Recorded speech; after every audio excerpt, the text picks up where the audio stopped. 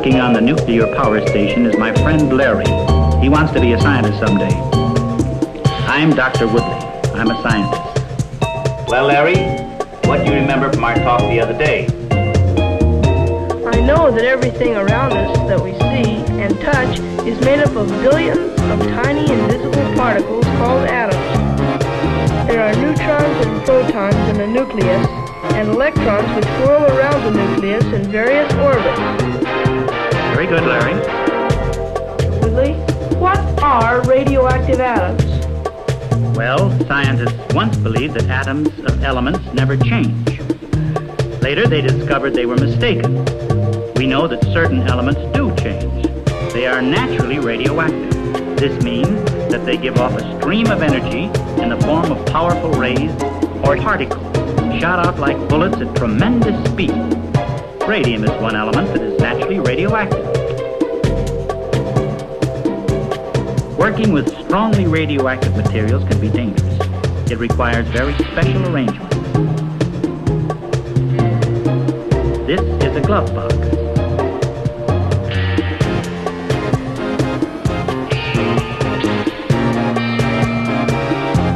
Here, scientists are protected by thick windows and walls.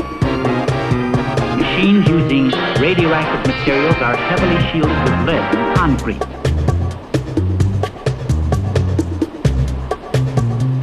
In addition to radium, there are other naturally radioactive elements such as uranium.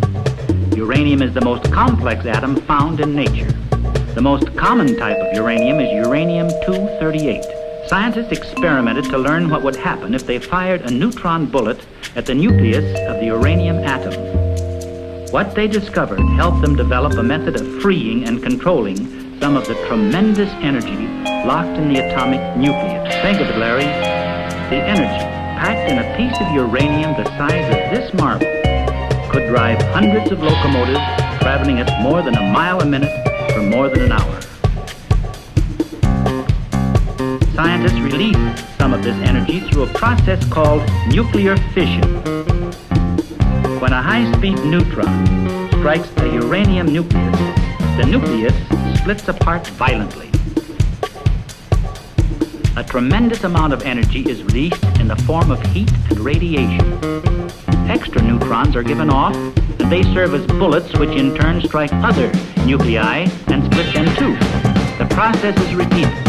In a fraction of a second, billions of atoms are split in an explosive chain reaction, releasing enormous energy. The tremendous energy from the atom can be harnessed for man to use. This is done in nuclear reactors, sometimes known as an atomic pile, where a special type of uranium, uranium-235, supplies the neutrons for the controlled chain reaction. One type of atomic pile consists of a large cube of graphite with uranium rods inserted into holes in the graphite. The uranium serves as a fuel, supplying the neutrons. The controlled chain reaction produces heat and radiation.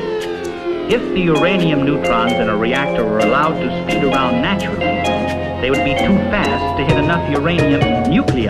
There would be no chain reaction. But a moderator, like water or graphite, slows the neutrons and encourages the chain reaction.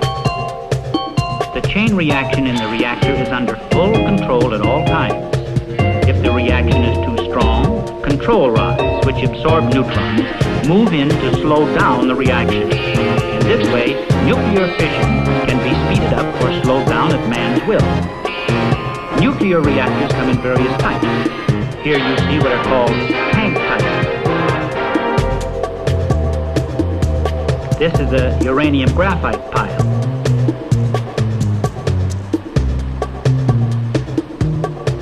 This reactor uses water as a moderator. It's called a pool-type reactor.